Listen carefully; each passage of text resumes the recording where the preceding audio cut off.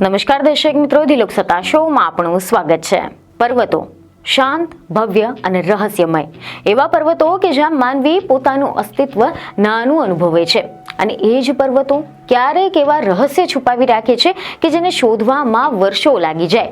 કલ્પના કરો કે હજારો ફૂટ ઊંચાઈએ ચારે બાજુ બરફ, ખડકો અને ખીણો, કોઈ જ રસ્તા નથી, કોઈ અવાજ નથી, અને જો તમે ત્યાં ખોવાઈ જાવ તો ત્યારે દુનિયાની સૌથી આધુનિક ટેકનોલોજી પણ બેકાર સાબિત થઈ શકે છે. પરંતુ હવે એક દિવસ એવો આવ્યો છે કે જ્યારે પર્વતોની આ ખામોશી તૂટી અને આ વખતે અવાજ આવ્યો કૃત્રિમ બુદ્ધિમત્તાનો, એટલે કે એઆઈનો. આજે આપણે એક એવી ઘટના વિશે જાણવા જઈ રહ્યા છે કે જે માત્ર એક ગુમ થયેલા પર્વતારોહકની કહાની નથી, પરંતુ એ માનવીય મર્યાદા, સમય સામેની લડત અને આધુનિક ટેકનોલોજીની શક્તિ વિશેનો ગંભીર સંદેશ છે. પર્વતો હંમેશા માનવીને પડકાર આપતા આવ્યા છે. ઊંચાઈ, હવામાન, બરફ, ખીણો અને ખડકાર રસ્તાઓ, આ બધું જ મળીને પર્વતોને સુંદર બનાવે છે અને એટલા જ ખતરનાક પણ હોય છે. તમે જોયું હશે કે દર વર્ષે દુનિયાભરમાં હજારો લોકો પર્વતોમાં ટ્રેકિંગ કે પછી આરોહણ માટે નીકળી પડતા હોય છે. ઘણા સુરક્ષિત રીતે પાછા ફરે છે, પરંતુ કેટલાક માટે આ પર્વત અંતિમ મંજિલ બની જાય છે. આજે જે ઘટના આપણે વાત કરી રહ્યા છે તે ઇટાલીની પિમોન્ટે પ્રદેશની છે, અને જે ઘટના બચાવ કાર્યમાં કૃત્રિમ બુદ્ધિમત્તા અર્થાત એઆઈ કેવી રીતે નિર્ણાયક સાબિત થઈ શકે છે તે સ્પષ્ટ રીતે દર્શાવે છે. આ છે ઇટાલીના પિમોન્ટે પ્રદેશની સત્ય ઘટના. મીડિયા રિપોર્ટ અનુસાર 66 વર્ષીય નિકોલા ઇવાલ્ડોની વ્યવસાય ઓર્થોપેડિક સર્જન છે અને શોખે અનુભવી પર્વતારોહક. નિકોલા કોઈ નવા ન હતા, પર્વતો તેમના માટે અજાણ્યા ન હતા, પરંતુ સપ્ટેમ્બર 2024ની એક શાંત રવિવારની સવારે તેઓ એકલા જ પર્વતારોહણ માટે નીકળી ગયા હતા અને પછી ક્યારેય પાછા ફર્યા નહીં. તેમને પરિવારને જાણ ન હતી કરી, મિત્રોને પણ નથી જણાવ્યું. સોમવારે જ્યારે તેઓ તેમની નિયમિત નોકરી પર પહોંચ્યા નહીં ત્યારે શંકા ઊભી થઈ અને ત્યારબાદ શરૂ થયું એક વિશાળ શોધ અભિયાન. બચાવ ટીમને વાલેવરાઇટાના કેસ્ટોલા ગામથી નિકોલાની કાર મળી આવી અને બસ આ જ એકમાત્ર સ્પષ્ટ સંકેત હતો.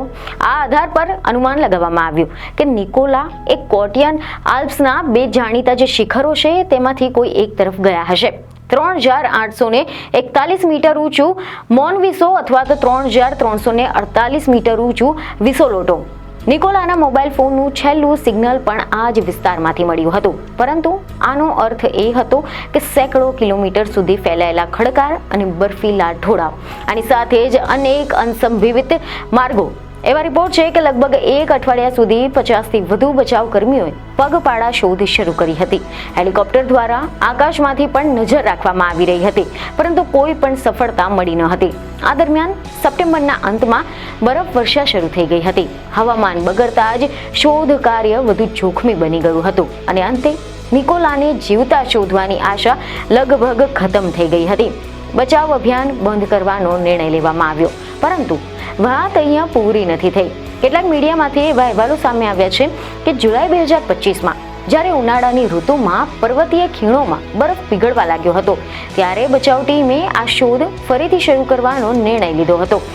આ વખતે એક નવી મદદની સાથે, કૃત્રિમ બુદ્ધિમત્તાની સાથે, એટલે કે એઆઈ આધારિત સોફ્ટવેરનો ઉપયોગ કર્યો અને માત્ર 5 કલાકમાં 2 ડ્રોન દ્વારા 183 હેક્ટર વિસ્તારના 2600થી વધુ હાઈ રિઝોલ્યુશન ફોટા લેવામાં આવ્યા.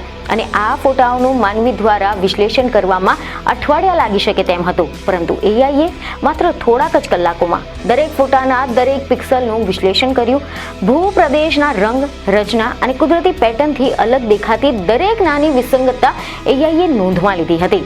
અને આ વિશ્લેષણ દરમિયાન એઆઈએ એક મહત્વપૂર્ણ સંકેત ઓળખ્યો.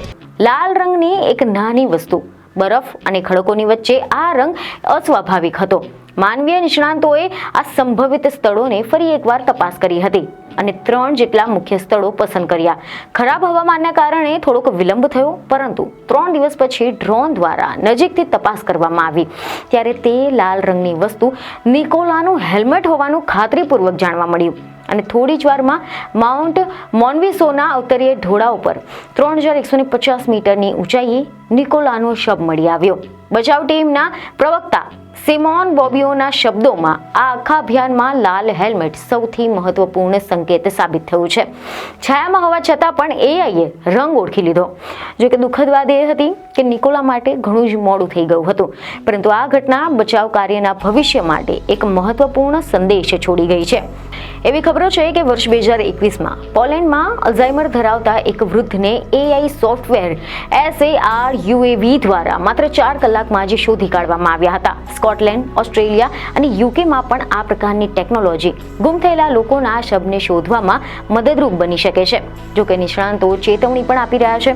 ગાઢ જંગલો, ઝાડીઓ અને જટિલ ભૂપ્રદેશમાં એઆઈ હજુ પણ મર્યાદિત છે. નૈતિક પ્રશ્નો પણ ઊભા થાય છે. હવાઈ તસવીરોનો ઉપયોગ, ગોપનીયતા અને કાનૂની જવાબદારી છે, પરંતુ સંશોધન સતત ચાલી રહ્યું છે. ભવિષ્યમાં એઆઈ ડ્રોનમાં જ રિયલ ટાઈમ વિશ્લેષણ કરી શકાશે અને વર્ચ્યુઅલ મોડલ્સ પણ ગુમ થયેલી વ્યક્તિના સંભવિત વર્તનનું આગાહી કરી શકશે. આવા શોધ અભિયાનોને વધુ સારા બનાવવા માટે અન્ય સંશોધન ટીમો પણ બચાવ એજન્સીઓની સાથે કામ કરી રહી છે, જેથી કરીને વિવિધ રીતે એઆઈનો ઉપયોગ કરી શકાય. ઉદાહરણ તરીકે યુકેની ગ્લાસગો યુનિવર્સિટીના સંશોધકોએ તાજેતરમાં એક એવી મશીન લર્નિંગ સિસ્ટમ રજૂ કરી છે કે જે ખોવાયેલી અથવા તો ગુમ થયેલી વ્યક્તિ કેવી રીતે વર્તે છે તેની કાલ્પનિક પ્રતિકૃતિ એટલે કે સિમ્યુલેટ તૈયાર કરવા માટે વર્ચ્યુઅલ એજન્ટ બનાવે છે. તેમને ઘરોમાંથી ખોવાઈ ગયેલા લોકોની વાસ્તવિક દુનિયામાં કેવી રીતે વર્તે છે તેના વર્તન પર આધારિત ડેટાનો ઉપયોગ કર્યો હતો.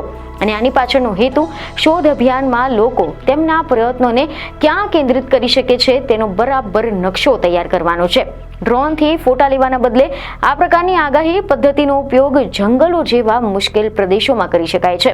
સંશોધકો માને છે કે જ્યારે કોઈ વ્યક્તિ ઈજા અથવા તો ખરાબ હવામાનના કારણે મૃત્યુ પામે એના પહેલા તેને શોધવાની તાત્કાલિક જરૂર હોય, અને જ્યારે મર્યાદિત સાધનો હાથ વગા હોય ત્યારે આવા અલ્ગોરિધમ્સ શોધ અને બચાવ અભિયાનમાં ખૂબ જ મહત્વપૂર્ણ સાધન બની શકે છે. છેવટે તે ઘણા લોકોના જીવ પણ બચાવી શકે છે. મહત્વનું છે કે નિકોલા આની જે કહાની છે તે ખૂબ જ દુઃખદ હતી, પરંતુ તેની સાથે એક મહત્વપૂર્ણ શીખ પણ આપે છે કે જ્યારે સમય, જીવન અને મૃત્યુ વચ્ચેનો ફરક નક્કી કરે છે ત્યારે ટેકનોલોજી માત્ર સાધન નથી રહેતી, તે આશાની છેલ્લી કિરણ પણ સાબિત થઈ શકે છે. કદાચ ભવિષ્યમાં પર્વતો આટલા નિર્દય નહીં રહે, કદાચ એક લાલ હેલ્મેટ, એક નાનું પિક્સલ અને થોડાક અલ્ગોરિધમ કોઈનું જીવન બચાવી લે છે. કારણ કે અંતે ટેકનોલોજીનું સાચું કામ માત્ર શોધવાનું નથી, પરંતુ સમયસર શોધવાનું છે. અને જ્યારે સમય, જીવન અને મૃત્યુની વચ્ચે ઊભો હોય ત્યારે એઆઈ માત્ર મશીન નથી રહેતું, તે આશા બની જાય છે. તો હવે આશા છે કે આ માહિતી તમને મહત્વની લાગી હશે, જેથી અમારા વિડીયોને લાઈક અને શેર જરૂરથી કરજો. બીજને ખબર સાથે ફરી મળીશું. ધન્યવાદ.